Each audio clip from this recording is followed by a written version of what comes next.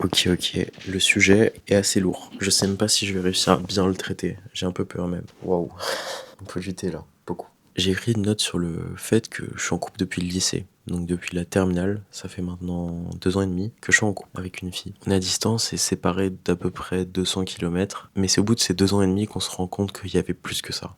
Il y a des choses qui clochaient et qu'on avait l'intuition de sentir, mais on n'arrivait pas à mettre les mots là-dessus. Il y a aussi une part de courage qu'on n'avait pas forcément, et donc on se l'avouait pas. Ça persistait jusqu'à des moments un peu plus critiques, où en fait à un moment, ça pète. J'ai écrit 2 points sur lesquels je vais broder ensuite. J'ai parlé du fait que la distance faisait qu'on évoluait chacun de notre côté, même si on se voyait une fois par mois, des fois moins, des fois plus. Cette distance permettait qu'on se développe chacun de notre côté pour nous-mêmes, mais soucieux de ce que l'autre en pense, sans avoir de retour réel sur ce changement. Et c'est ça qui pose le plus de soucis. En réalité, c'est même pas tant ça. Là, quand je réfléchis, c'est même pas tant vis-à-vis de l'autre. C'est vis-à-vis de l'autre. Moi, personnellement, dans mon cas, je vais pas parler pour ma copine, en positif, entre guillemets. Je me projetais beaucoup et j'essayais d'avoir des changements d'identité qui avaient un lien avec ma copine de manière positive, me disant que ce serait pour notre bien que je fais ça. Le souci, c'est que je l'ai pas consultée directement et j'ai pas communiqué avec elle suffisamment sur ça. J'ai pris des décisions pour nous, sans elle.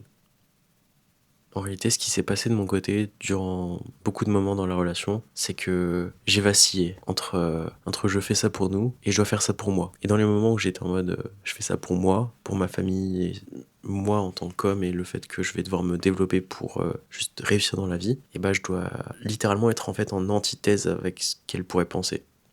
C'est vrai que c'est intéressant sur ce point-là. J'ai dû expérimenter en fait les extrêmes de... Carrément, il y a des moments où je lui en voulais. Pour pas tant de raisons. Mais j'étais en construction, j'étais jeune, et j'ai pas causé tant de tort. C'est juste qu'on est complètement perdu. J'essaie de me projeter, ça marche pas. J'essaye de me projeter sans, ça marche pas suffisamment. J'essaie de me projeter limite en opposition, et étonnamment, ça ne marche pas non plus.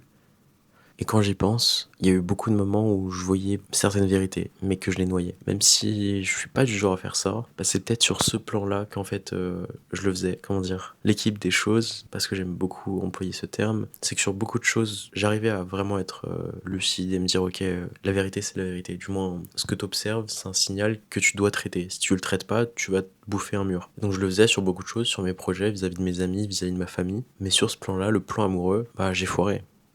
Et la difficulté aussi là-dedans, c'est que j'ai mêlé beaucoup de choses. C'est tout le temps comme ça avec moi.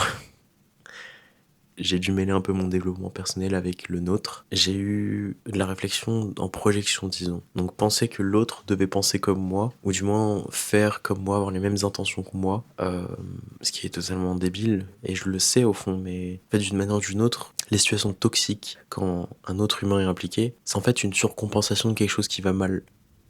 Il y a toujours une cause. Et donc dans mon cas, je dirais que la plus grosse cause, c'est que j'étais incertain de qui j'étais moi-même. Donc je créais beaucoup de projections sur nous, essayer d'ancrer qui je voulais être dans nous.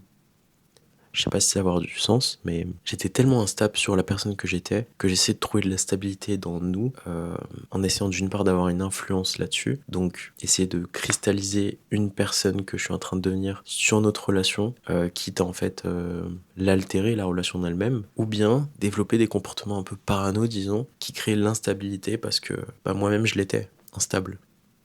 Le souci, c'est qu'en face de moi, j'ai pas mastermind. Ça veut absolument pas dire que ma copine n'est pas intelligente ou quoi que ce soit, mais elle se retrouve...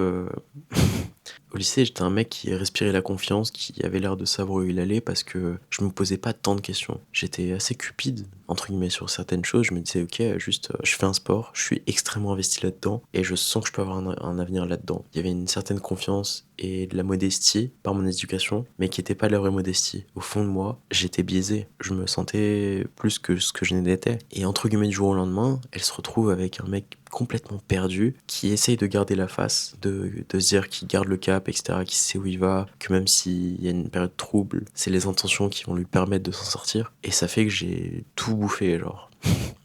On a eu en fait toute cette année-là avec une dynamique complètement déséquilibrée où mon développement et tous mes questionnements empiétaient sur la relation en elle-même. Au point qu'en fait ça en devenait l'objet principal. La relation devenait une extension de mon développement, plus que ce qu'elle devait être en elle-même.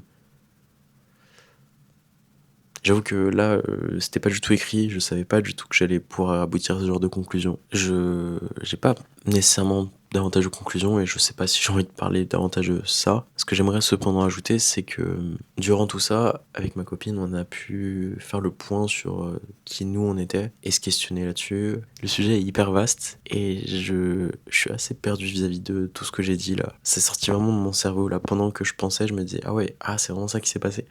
Et j'aimerais aboutir à la conclusion. Ce qui s'est passé, du moins là, on est en décembre, ouais. C'est en novembre que personnellement, beaucoup de choses se sont dénouées. Ce qui m'a permis de faire avancer la relation, c'est de me faire avancer moi-même sans la relation. Être capable de créer la distinction entre nous et moi. Me dire que je devais d'abord devenir moi, totalement plein, ou du moins avec bien plus d'affirmation, pour ensuite avoir une influence sur nous et savoir où nous allons. C'était pas des moments évidents, il a fallu faire souffrir, mais in fine ça vaut le coup. J'ai la conviction qu'en tant qu'humain, on pourrait être avec n'importe qui entre guillemets, et qu'en réalité, une relation, on choisit de l'avoir ou non. On choisit de la développer et d'investir dedans en fait. Je crois franchement pas tant que ça en les âmes sœurs ou ce genre de choses. Je pense qu'il y a évidemment des affinités plus que d'autres, mais ouais, c'est comme ça que je pense, j'ai l'impression du moins. J'espère que ça t'a plu, je te souhaite une bonne journée et salut.